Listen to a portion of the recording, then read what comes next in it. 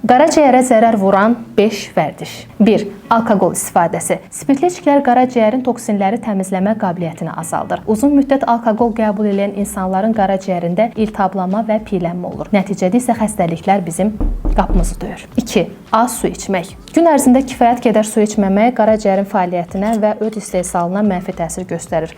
Buna görə də həkimlər gün ərzində ən azı 2 litr su içməyi hər kəsə tövsiyə edirlər.